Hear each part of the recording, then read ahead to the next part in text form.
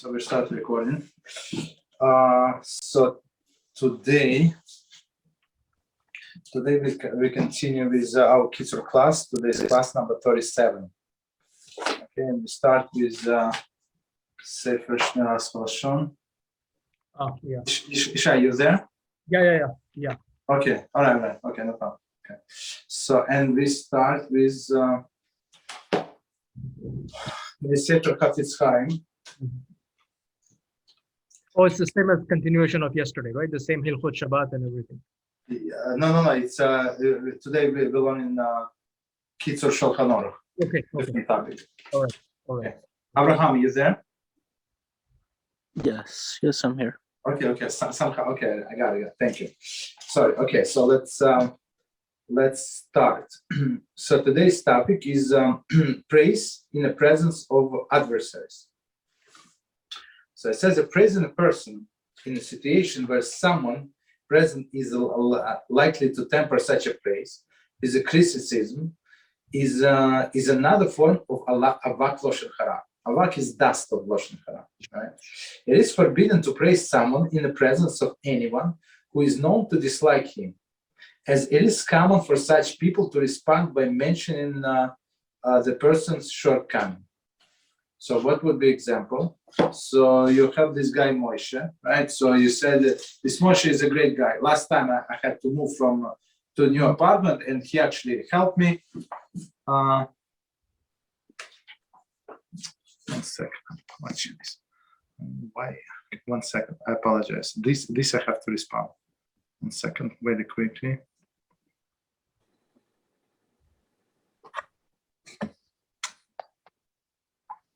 Okay. So you wanna make a compliment for this guy Moshe, right? And there is he's a neighbor, right? Shlomo, who does not like him. So you will say this, this Moshe guy, such a great guy. He helped me to move and stuff like that. And this guy started saying, no, this guy Moshe. You know what he did, what his mother did, and stuff like that. So basically, you're not allowed to provoke that the first guy. Okay, to provoke the first guy.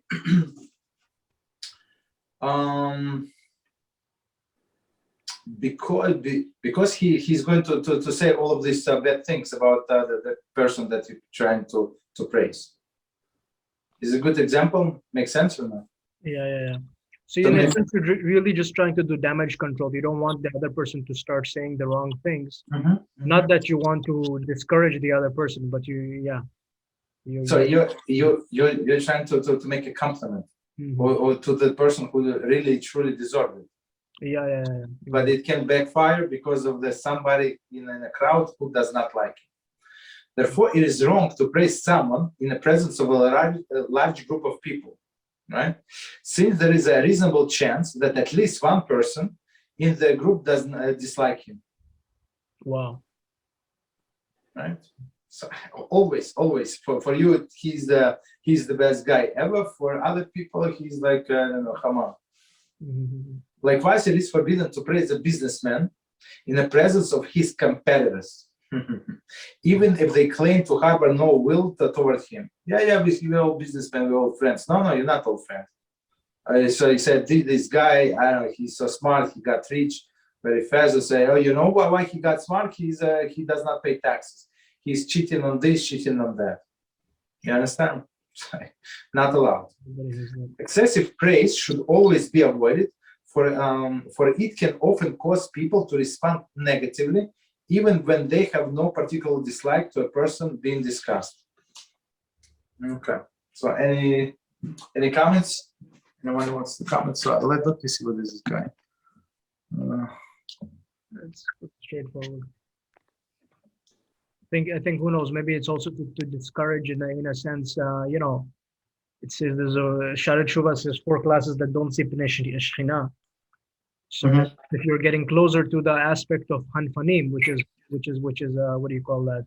People who are, you could appear to be. I mean, it's very It's very go. I was actually recently studying that. Mhm. It's not taken light who praises unnecessarily. Khanfani, as this says. 4 classes that Sharet Shuva talks about. Mhm. Okay. Could be. I don't know. Okay, so I messaged last time and that's it. So.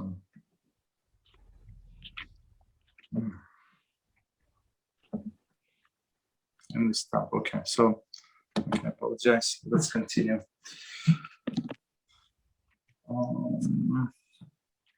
Admit. Okay. Okay.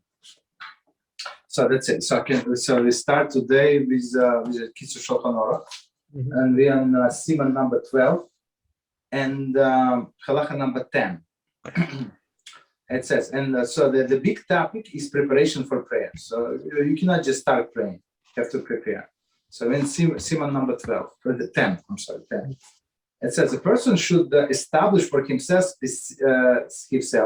a specific synagogue or study hall in which he will pray regularly. So, okay. In addition, he should establish for himself a specific place to pray. Any place within the 4 amos is considered one place. There is an area within the 4 amos of his designated place is considered set place for prayer. Okay, so let's start here, try to understand. So first, you have to pick for yourself a synagogue that you're going to pray. So it's possible that because of a busy life, a person can have several synagogues. Yeah. For example, during the week, he goes to one synagogue. On Shabbat, he goes to another synagogue. Yeah. Or in the morning, he goes to one minyan. For Mincha Mariv, he goes to other. So there is no contradiction here, but he has to be consistent. If you go, I have a question. Yeah, go ahead. Is it what's better, to pray in a shul where there's no Shomer Shabbat, or to pray at home? Like, what's better? What's preferable? Okay, so so it's a good question. So I'll answer this way. So if there is no minyan anyway, for example, if only nine people, so it's better to pray in shul. But if you are number 10, it's better to leave. I see. Okay. So what is let's elaborate. So if people are not Shomer Shabbat, so if you're number 10, so you enable them in their minds to say Kaddish, to say Kiddusha, to say Borchu, which is they're not allowed, and it's because of you, because you decided to stay. You understand? So if there are only like a few people, I give you another example. For you missed the prayers. You missed. You came whatever late. So and they allow you to stay. For example, they're not closing down shul. So it's proper to go to shul. It's preferable to pray in shul than at home. But if there is no like it's two separate things. But if there is if you're going to be the number 10 in this minyan, it's not good. If there are more people and you do not care, you're not going to respond. But on the other hand, if you're not going to respond because you're not allowed to respond, for example, if it's only like 8, let's say 8 Shomer Shabbat and other 9 not, let's say other 5 not, so you're not allowed to respond to all of this calling, right? Kiddusha, for example. So everybody is going to look at you like you're apikoros. Because you said amen. because you're quiet. So basically you're losing from both sides. So it's better not to go to this place. Like a maritime on both sides. I mean, on one side, I mean, of course, you're enabling them to sin because of your presence. And on the other side, there's a maritime saying, "Oh, why is he not doing this? Maybe he just..." Exactly. Maybe he's a apikoros. Yeah, of course. He's not agreeing all of this to say amen on a Kaddish. You understand? See, he's a so it's better to avoid this place. So it's proper thing to investigate. So of course we're talking about people who knowingly commit all of these things, that transgression, not Shomer Shabbos. So basically, if 10 people know that he's not Shomer Shabbos, so he's not. Basically, they don't have to, like 10 of them see him making barbecue on Shabbos like at the same time, right? So okay, so or for example, I saw one guy was driving and he was parking. So I was going to shul early and he was parking next to his house. He went to gym on the Shabbos, and I told him, you're not supposed to do that. I mean, we cannot count you. He said, no, I know, don't worry. And guess what? 30 minutes later, he showed up in the show. And guess what? He's number 10, this clown. So I left the building. I went outside. So this guy came after me and said, what's going on? We need you. I said that there is no minion. I explained what the situation is. Mm-hmm. You understand? So no, please come back. I said, no, I'm not coming back. I'm not, because if I'm going to come back, I'm going to enable you to say all of the things you're going to, and this guy plus this guy, he's a lady. So he's a lady, so for sure they're going to call him to a Torah and he's going to make all of the blessings in vain. So basically, stay away. And I wrote to Rabbi Reuven just to make sure. And he said, you did absolutely right. He gave you proofs and stuff like that. So just, it was many years ago, but anyway, like I wanted to make sure that I acted correctly, basically. Okay. So back to our discussion. So a person has to establish for himself. So as we said, it could be several based on his schedule, life schedule. There is no problem whatsoever, right? But if he said that this shul is good, the schedule is good, and there is kosher minion, so he has to come to that shul. And plus, inside of the shul, he has to establish a set place.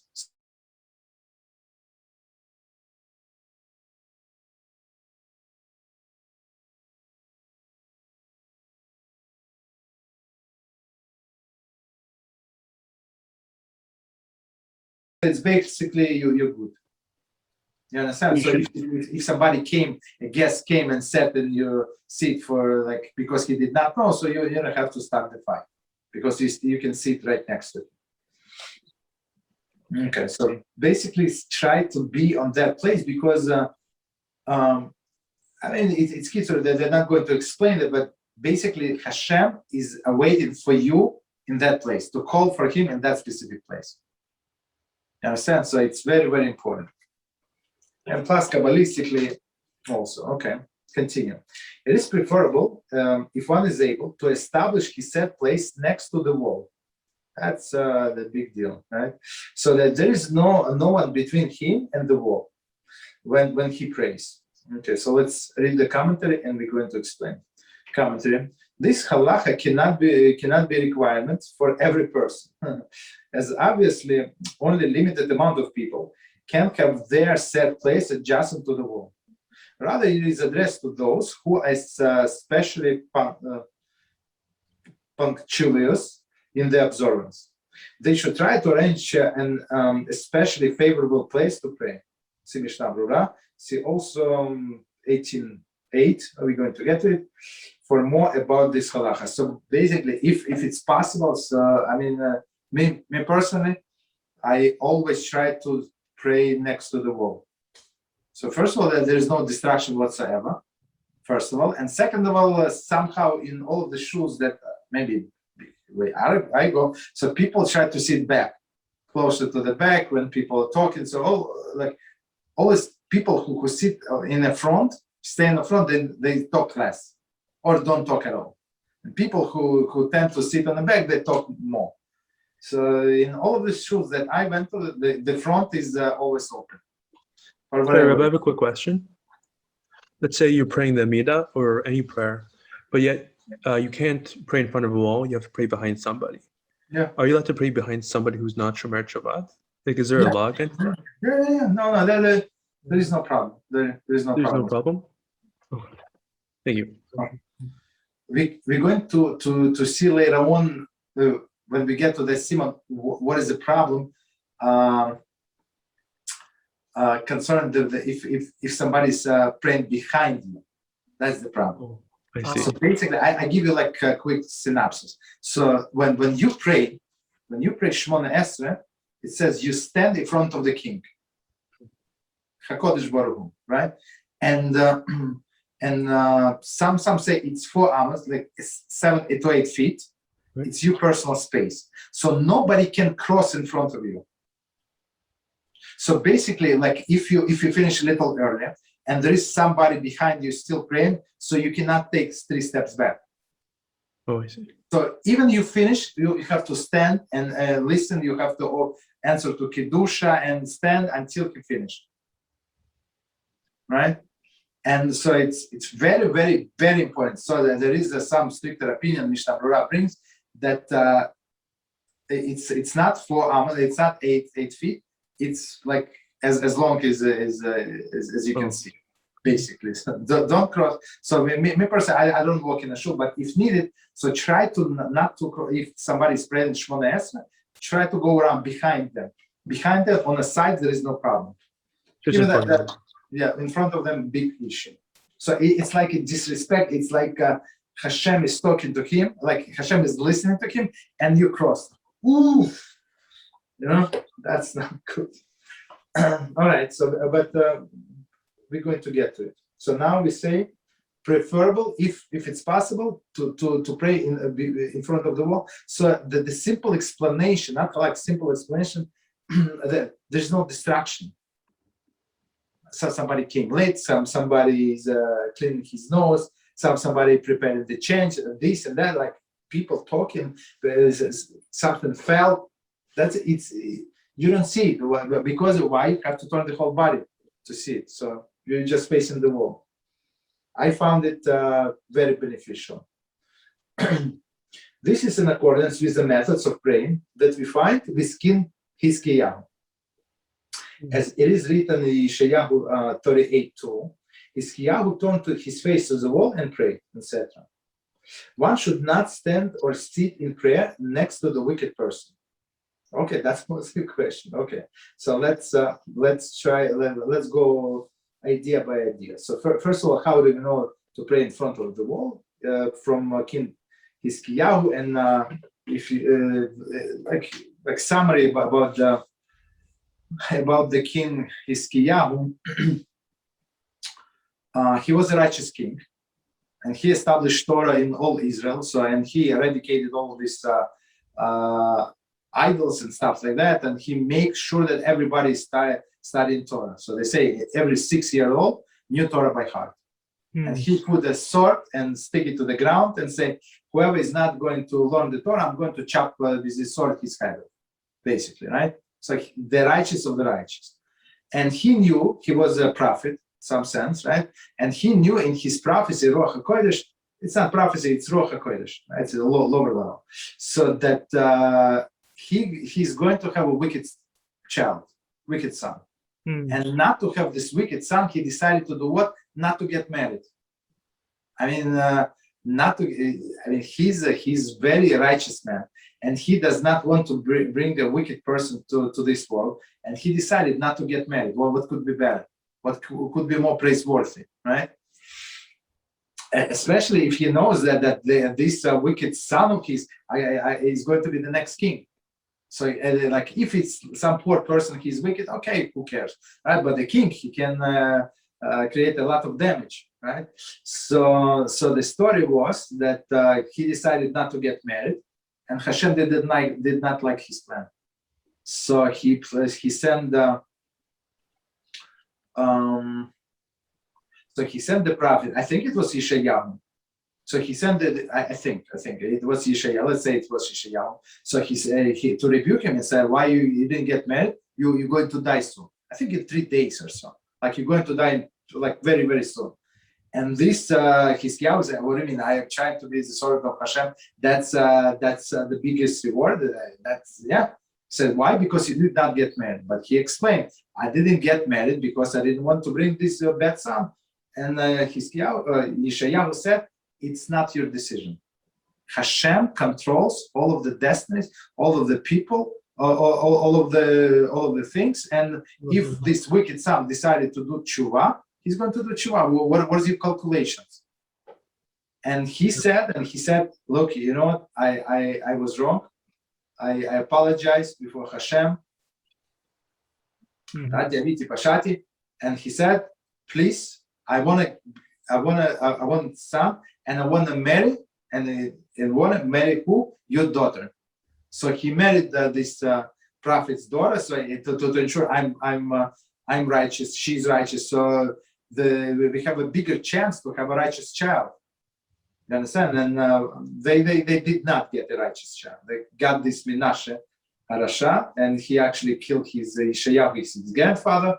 But it's a different story for a different time. I heard that they had, I think, 2 children. If I'm not mistaken, there was a shur of Rabbi Yaron. There were 2 of them. And the one that there was 2 of them, one was making fun of the father at the ball spot. He's saying, "Oh, that would be a nice place to put a korban to Avodah Zarah." So he heard that. He killed the one who said it. But the one who didn't speak, he actually had the idea, and he was the one who became Menashe, the wicked. Okay. Yeah. So the point is, don't do your own calculations. What is going to be good? What is going to be right? So just do what HaShem says. So he said, he told you to get married. So you do all of the appropriate efforts to get married. Yeah. And about your children, you do your best. You give them the proper education. If they don't turn out right, it's you did your job. You understand? Don't do these calculations. Okay. So continue. Quick question. I opened up my Shulchan Aruch. Which chapter are you in? 13? It's at 12. Siman 12. Siman 12. Sorry. Thank you. And in Halach number 10. Okay, thank you. 15. So we're at the end of this Halach. Okay, so and next one. It's actually what was your question before. It says one should not stand or sit in prayer next to the wicked person. Mm-hmm. So the wicked, when they say with the wicked person,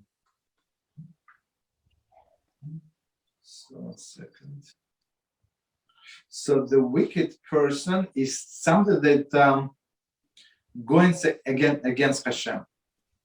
So like simple understanding. So there is a bad aura, right? That these people produce, and it can affect you, right? And then next, like you praying, and he's going to start talking to you. And some people they're so shy, they're so embarrassed that they feel that they have to answer. Like in a shul that I go, so there is one person that has to say Kaddish. Elderly person, very nice, very humble, stuff like that.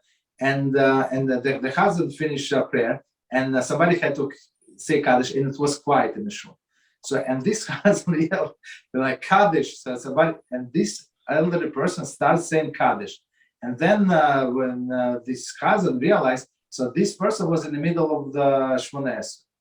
So he was not allowed to say Kaddish.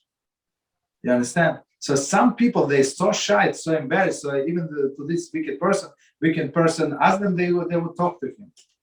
You understand? That's one of the explanations. Mm-hmm. Okay. So in general, try to keep out of the wicked person and next to the righteous people. That's a general suggestion, not only in prayers. Continue. Wow. Yeah, go ahead. No. Okay. Even when a person prays in his home, okay, so exactly what you asked before, Ethan. Okay, he should also establish for himself a set place where the members of the household will not disturb him. So even if you pray in your house, for example, I don't know, for whatever reason, so you have to pray in a set place.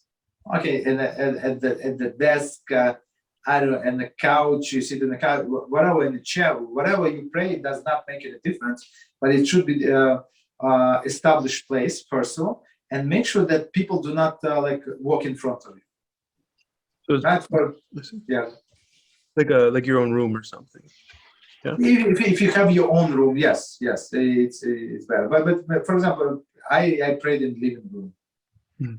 So so it's like not in the bed. There's nothing wrong to pray in the bedroom. There's nothing like shameful there. There's no problem. Okay. Thank you. Go ahead. Okay. All right. So continue. So he has this established place. So make sure that if it's in a private room, that's the best. So you don't have disturbance. But if it's in a living room or somewhere, make sure that people do not walk in front of you. because it's not proper. Sometimes they don't not dress appropriately. For example, women do not have to cover their hair in the house, or they can walk with a short sleeve in the house. Well, there is no problem. But you, they can walk, but you're not allowed to pray when you see that, even your own wife. So. Yeah. Okay, so continue. Sif number 11. It is mitzvah to run when one goes to synagogue or a study hall, or when going to perform any of the other mitzvahs. As the verse in Hosea states, let us pursue the knowledge of HaShem. And it is written elsewhere in Tehillim 1:19-32, I will run in the ways of your commandments. Therefore, even on Shabbos, when otherwise it is forbidden to run, it is permitted to run to fulfill mitzvah. Okay. However, inside of the synagogue itself and inside the study hall, it is forbidden to run. Okay, so let's stop here and try to understand. So I was okay. There is one commentary. So let's read commentary and explain. So Mishnah Brura points out that since it is a mitzvah to run to pray, one should certainly not to tarry away to the synagogue, engage in a personal conversation with his friends. However, one should not run in the streets populated by non-Jews, for they would mock him. Okay. So two things that we can learn from this Mishnah. So when you go to the synagogue, so don't stop for chatter with somebody, ask him how are you and stuff like that. It says that you have to run. You have to run with concentration to do mitzvah. Okay, at least if you don't run, you walk faster.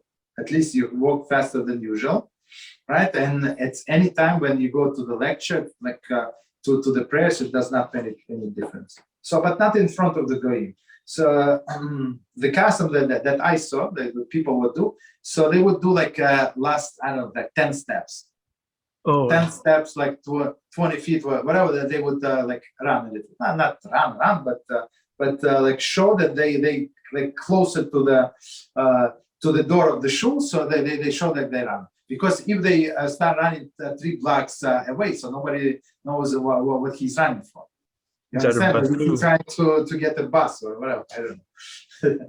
Right? So I have a question though. Sorry. You're not allowed to run on Shabbos, but the only exception to the rule is if you run to the shul. Yes. Oh, okay. So it says on Shabbos it's a special day. So even like you walking style should be different. So because like during the day you're in a rush. Right, you finish praying. Some people don't even finish praying. They run out of the shul because they have to beat the traffic, this and that. It's like we all under the stress. But the Shabbos, we have to see Shabbos like all of the work are finished. So, and one might ask himself, what do you mean finished? I have this 6 months project. It's the day 2. What do you mean finished? No, it's finished for today. Up to now, it's finished completely. Whatever we had to complete until today, you will complete it 100%. So basically, to give you peace of mind. So when people walk fast or run around, even if it's their nature. So me personally, I walk very fast, right? So it's my nature to walk very fast, but I try to slow down myself. So to show it's a day of rest.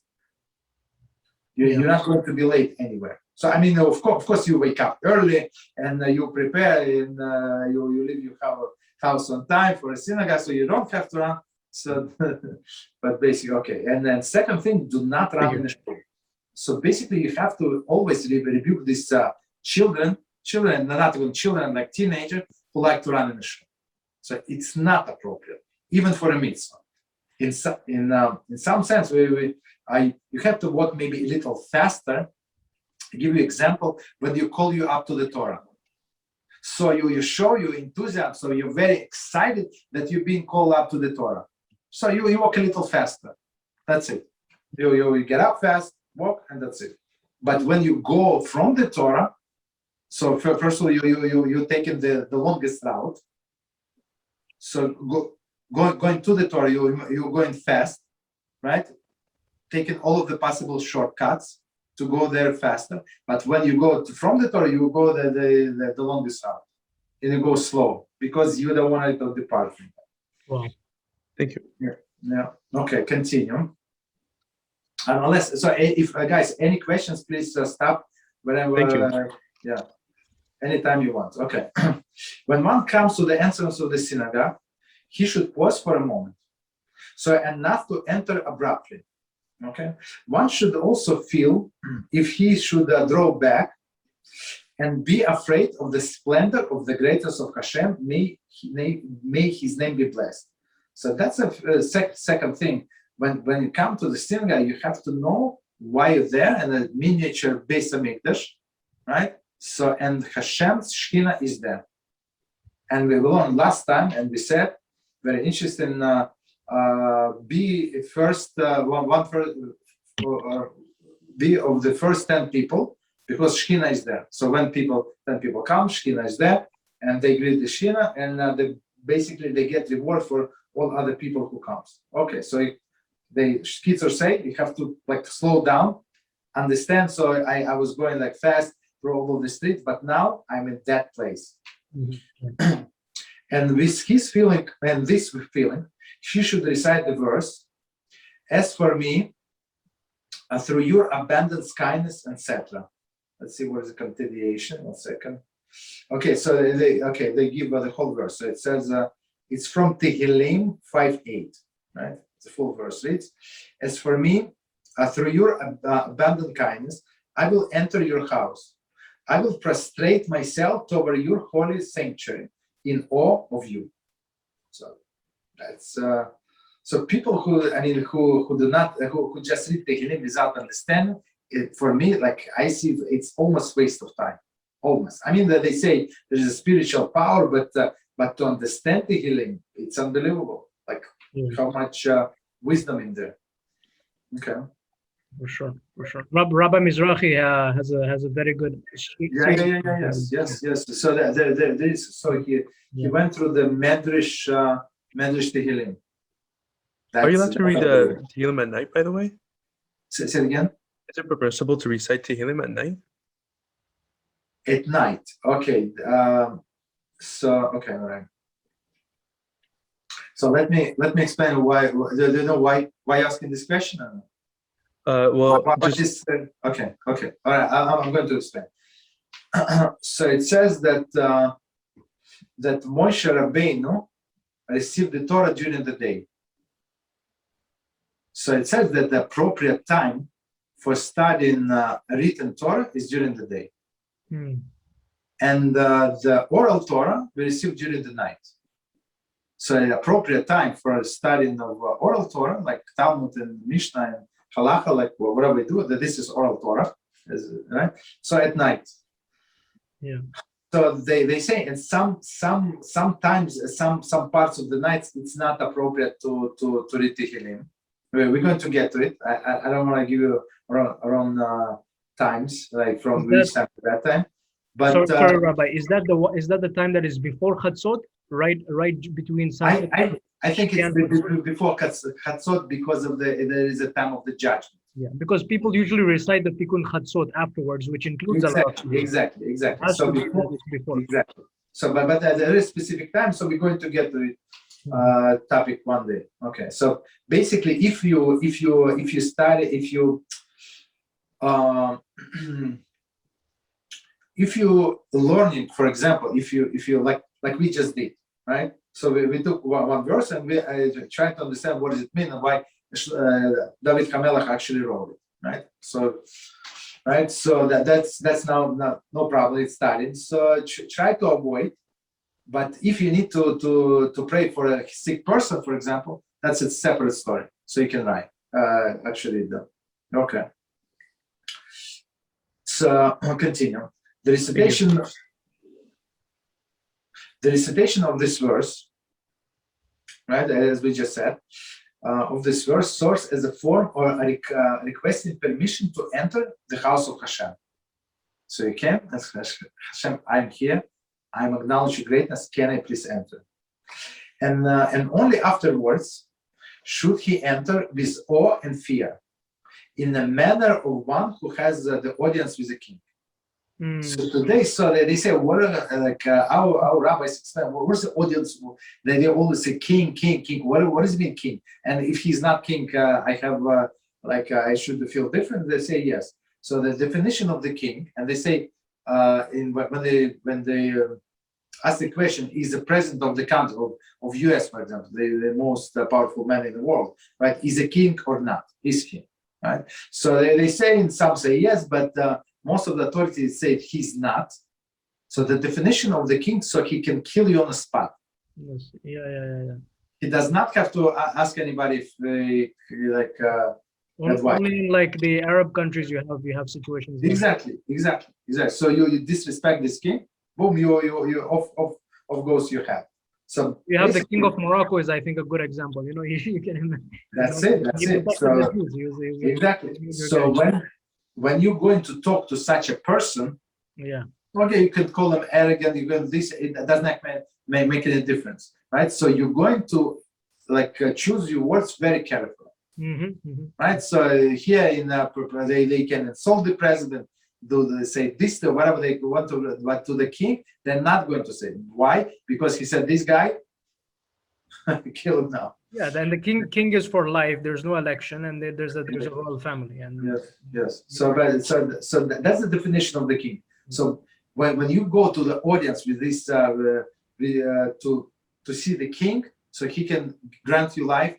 He can grant any of your wishes. So he doesn't have to ask the judges, does not have to see it's fair, not fair, this or that. It does not apply to the king. So you're going to talk to someone in this authority. Right? That's how a person has to feel when he comes to the show. Not to say hi to this one and yell and scream and be loud and obnoxious. That's not right. No. Sorry, Rabbi, I have a quick question. Does that rule still apply if you're going to pray at home? Of course. So every time when, as we said before, every time you pray Shemona Esrei, you stand in front of the king. Yeah.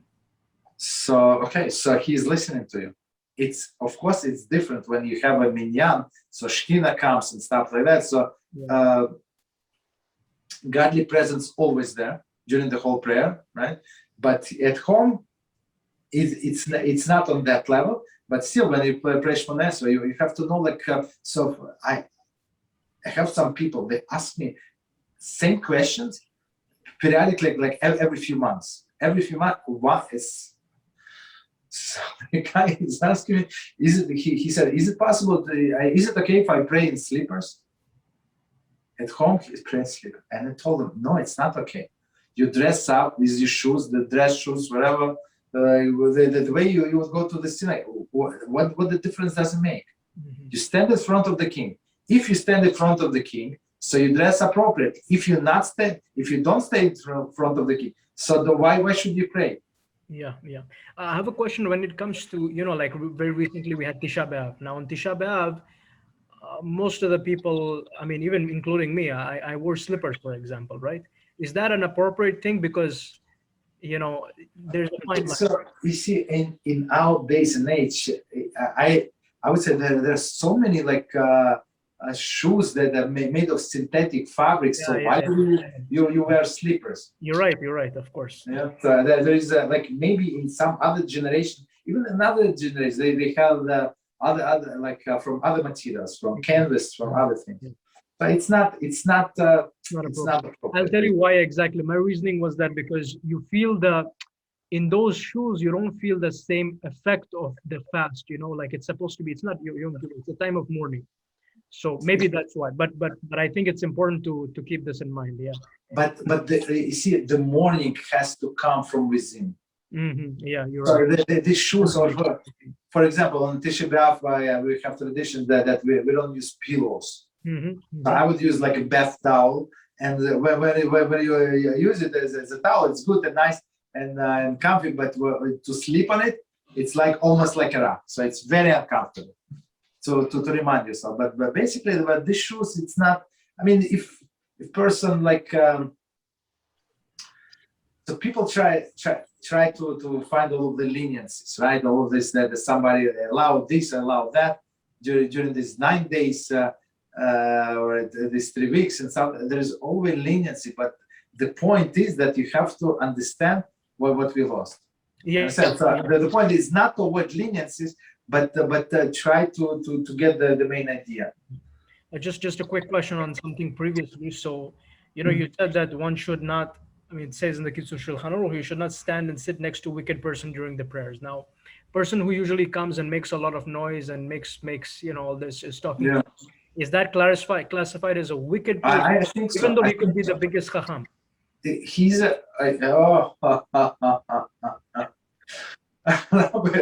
many times, and sometimes he said, you see, sometimes he talks. He said like a short remark, but for me it's like a prophecy. I would ask him, how did you know, Rabbi? How did you know? So he said many times, and sometimes in the shuls that the biggest talker is a rabbi. Yeah. So I'm praying in the shul, right, and it's nice and quiet and sharp, and somebody comes and start talking. So we shish him, we knock on the bench, and who is that, a rabbi? So he came late, and he's trying to be nice. He's trying to be nice to everybody. Stop it. After downing to finish, go to be nice with everybody, or come 20 minutes before and socialize. Not in the middle of the prayer. So that these people, so basically they disregard, so that they say Shekhinah is not here. And halacha is you must rebuke them, and if you're in position, so just kick them out of the shul. Insulting publicly. That is Shulchan Aruch says clearly. Mishnah Berurah confirms that you allowed to insult them publicly, even though in all other cases it says if you insult somebody publicly, you lose your share in the world to come. It says clearly, it's like you kill him, right? On one hand. On another hand, when somebody is talking to the shul, so he chases the Shekhinah away. So you have to choose. You want to be nice, or you want to be nice to this guy, or you want to be nice to your father in heaven. So the choice is clear. That's it. You understand? So that's Baruch Hashem in the shul that I go now. So people trying to not to talk and shish each other. So I think it's amazing. The only one problem is a rabbi, unfortunately. Sorry, I have a quick question also. Adding on to Yeshay's question, what happens if you enter the shul, you're about to pray, but someone says hi to you, how are you, things like this? Yeah. Can you respond out of courtesy, or do you just let them? Okay, so we didn't get to it, but it's a separate subject. Whatever you ask, it's a separate topic. Is in the Kitzur and all of the halacha when you are allowed to greet somebody first, right? And when you're allowed to respond, and even sometimes during the Shema, right? During the Shema, if you know that there is a person, so now we don't have such a people. But in the olden days, so if somebody like you afraid, this guy is going to kill you simply, right? See, or hurt you or something like that. So after the fear, you're allowed to respond to him. Oh, okay. So today, so we're talking about Shalach. So now fast forward to today.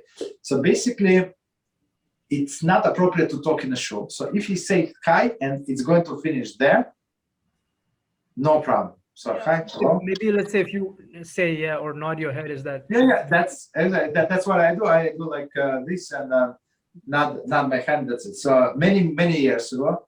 So I need the miracle. Right? I needed the miracle. And how do you get the miracle? You do something like out of ordinary, right? Yes. So I decided, and I heard from Rabbi Mizrahi. So he said clearly, it was like 1 second, like 1.5 seconds, he said, and how do you know what to say in a shul? Right? How do you know? Only what it says in Siddur. If it does not say in the Siddur, you're not allowed to say. The Rabbi Mizrahi, very straightforward. And it's that line shocked me, and I needed miracle. So I called Rabbi Mizrahi and I said, Rabbi, what do you say if I'm going to accept upon myself not to talk in the shul? Right? There is like, of course, it could be like you sleep and stuff like that. But if I say I'm not good, so he gave me the big blessing. Baruch Hashem. So many years I've been not taught to talk in the shul at all. So and everybody gets used to. Everybody got used to, even though you go to the next show. So you just show that I'm not talking. Well, I'm not talking. Maybe I'm crazy. I'm not talking. whatever. So if they need to ask my name to call me to the Torah, it's one thing, right? But otherwise, there is no reason. I'm not a rabbi. I'm not a gabbai. I'm nobody. I don't have a key from the Torah. I mean, what to talk about it with me? Go ahead. So yeah, I have a question. See, the main thing is really the restriction for not talking is really during the davening, right? During the prayer time. Yes. So let's say what happens that majority of the tzibur has already prayed, and then you have a few people who are still praying. And then you know what? Because people have the natural habit, they just immediately they begin to start talking once they're waiting for Elul Shabbat to be over. They do it quickly and then start talking. Yes. So I mean, is it like a good idea? I mean, obviously you try to avoid, if you want to be, but let's say as a majority of the tzibur, are they allowed to start talking if let's say a few people haven't finished the tefillah? It's never appropriate to talk dvar hol, regular conversation. It says clear in Shulchan Aruch, not allowed to talk any mundane words in a shul, period, in a sanctuary. So it's halacha. So people do it? No. Most people still talking, and especially with that tefillin on, it's a big awareness. So basically, you want to talk, go to the kitchen, go to the hall, right? Go socialize, take off your tefillin, go socialize for 1 hour. But not in a sanctuary. That's a big problem. So me personally, I accepted upon myself many years ago, and Baruch Hashem, it works very well for me. So nobody you see, there are some people. The guy just came, and everybody would come and say hello and ask this question.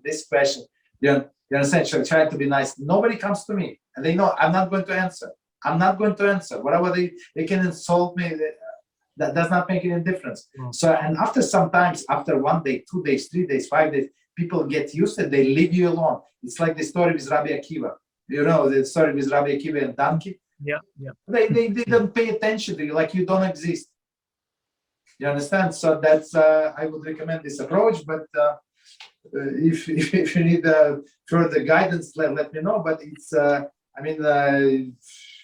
Hashem did many miracles for me after I accepted this upon myself. I mean, if you're in a position of authority, you need the key. You have to. There's a problem with the bathroom. There's no tissue. This and that. That's a different story. But don't be in position of authority, basically. Wow. Okay. So continue. Okay. Okay. Those communities. Yeah, go ahead. No, I'm reading from where you. Yeah, okay.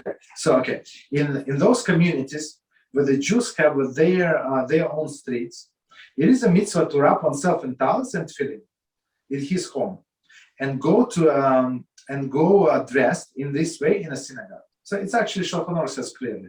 So if you live in such a places, so you say all of the blessings, all of the morning blessing, all of those karbonos at home, right? You put on tefillin. Of course, if you look at Siddur, it's very simple. The blessing on tefillin and talit they come before the morning blessings. Yes.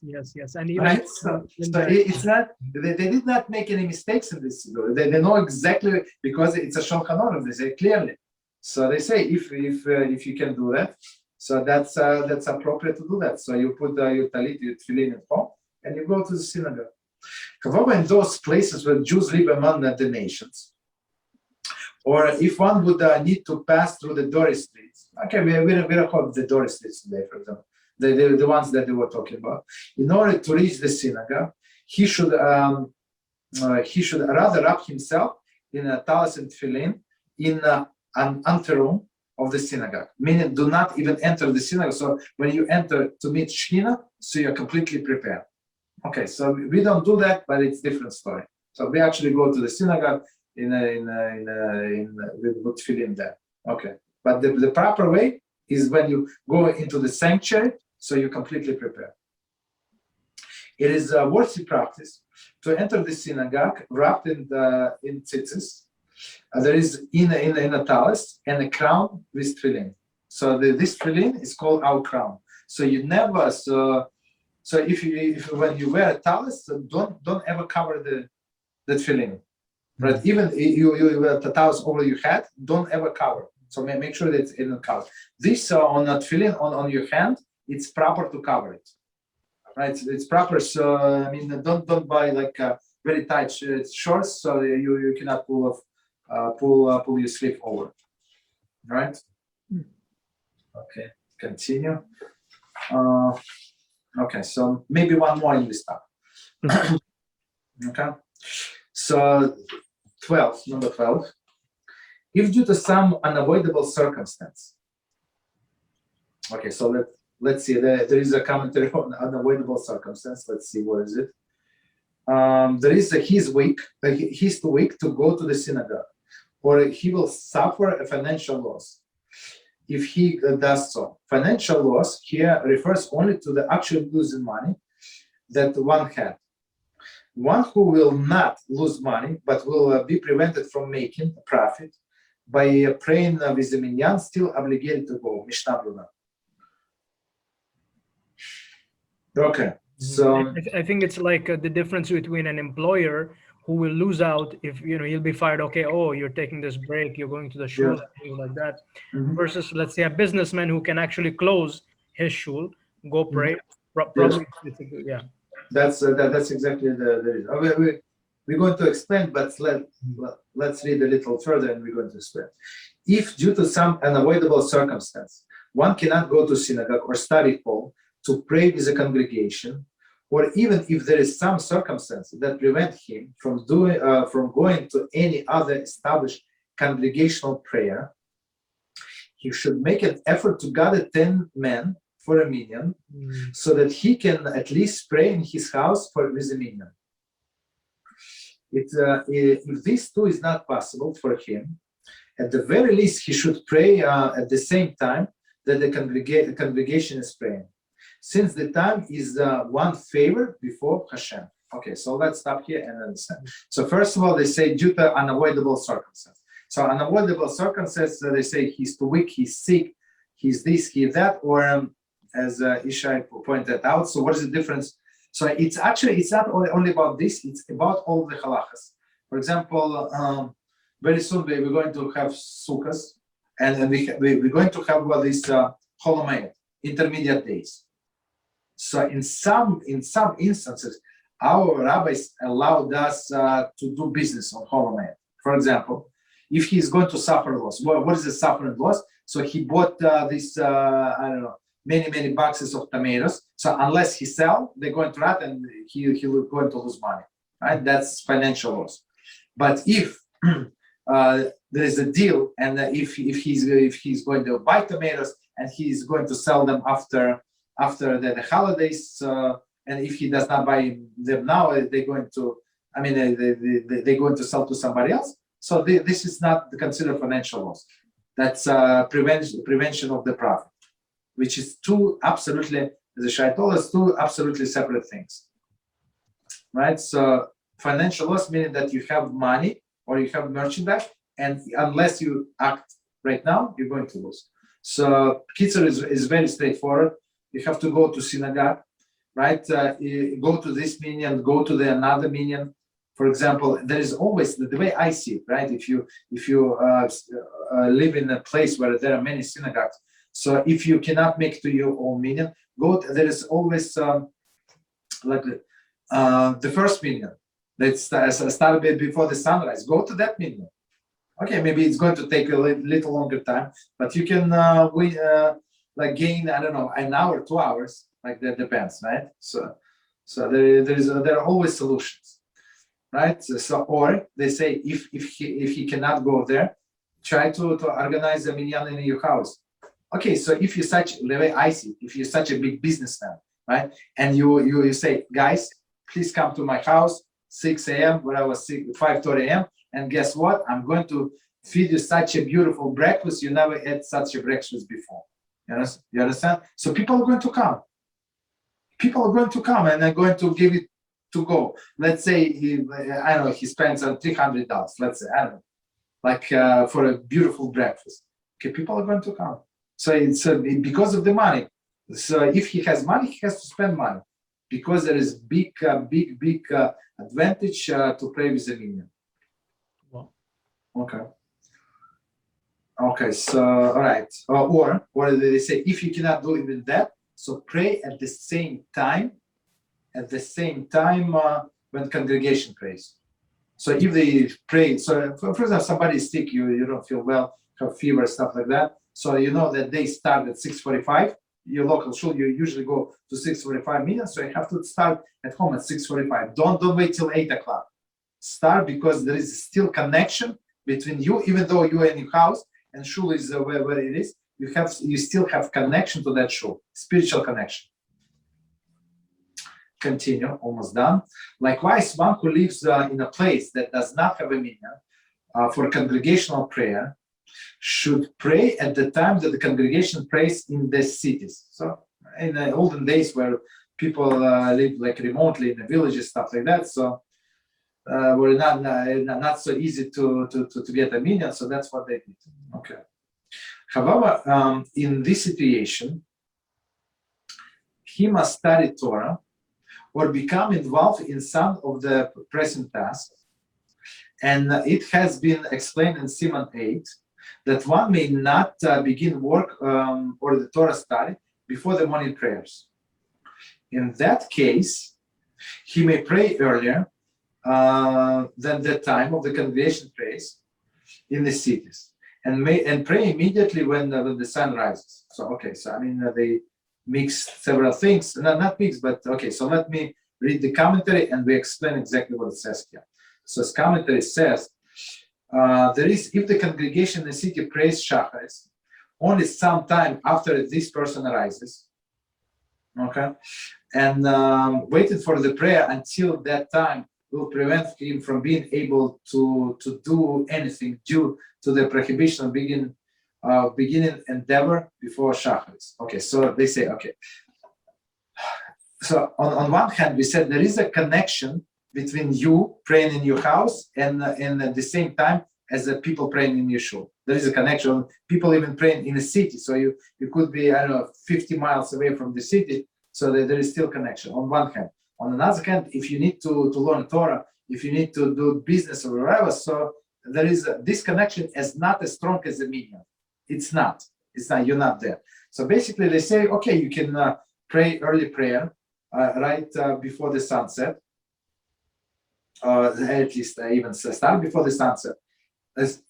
Sunrise. Before you can start before the sunrise. Even it's before they start spraying in the cities. Okay, there is no problem. Okay, so we can stop here. Any questions? Any comments? I'm good. Please. Okay. Very straightforward. Sorry. Okay. Was it beneficial? Very. Okay. Thank you so much for teaching me. Okay. All right. Yes. All right. Very happy. So one more time. So the plan is, so Rabbi asked me to learn with you guys, with other people. They could not join for whatever reason, for one reason or another. So the schedule is, at least for now, from Sunday. So Sunday, Monday, Tuesday, Wednesday, Thursday, 9 p.m. And we have additional class on Wednesday at 4 p.m. Eastern Time. There's time I can make it for the Monday, Wednesday, and Thursday for myself. Okay, no problem. So as you see, as always you see, so we learn separate topics. So even if you skip the first 30 classes, so you can still benefit a lot. Yeah. And the recordings, they go on YouTube, right? Yes, but I think this is class 37, and they post the class 13 or 15. So they're very behind because they post only 3 times a week for whatever reason, and we have more classes than that. Baruch Hashem, but they're going to get to it. Yeah. All right, thank you very much. Thank you so much. Yes. Thank you. Good night. Until next time. Thank you. Bye-bye.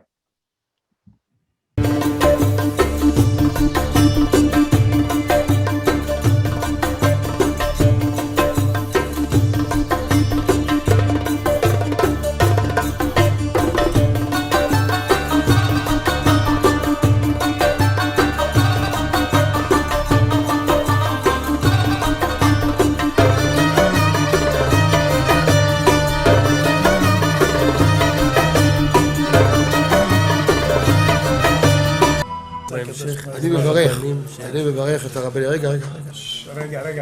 אני מברך את הרבנים, הרב ירון ראובן, הרב אפרים כחלון, ראשי ארגון בעזרת השם, שהלכו בפי עליון, שעלו מעלה, יהיה להם ברכה והצלחה. הקדוש ברוך הוא ימלא בישועות ליבם לטובה ולברכה. שבכל אשר יפנו ישכילו ויצליחו. יזכרו לעשות כאלה וכאלה, הודיעו תורה לאדירה, אמן ואמן. בעזרת השם רשת בכל הארץ. הוא היהודי הזה, הוא היה מיליונר, סגר את כל הביזנס, אמר אני משקיע פה בעולמה של תורה. איפה הוא גר? בפלורידה. פלורידה. איפה זה פלורידה? באמריקה. מיאמי. כן, ליד. אנחנו שם עכשיו הולכים להקים קהילה ספרדית גדולה. תעבירו מה שבירכתי אותו. כן, קהילה ספרדית גדולה. כן.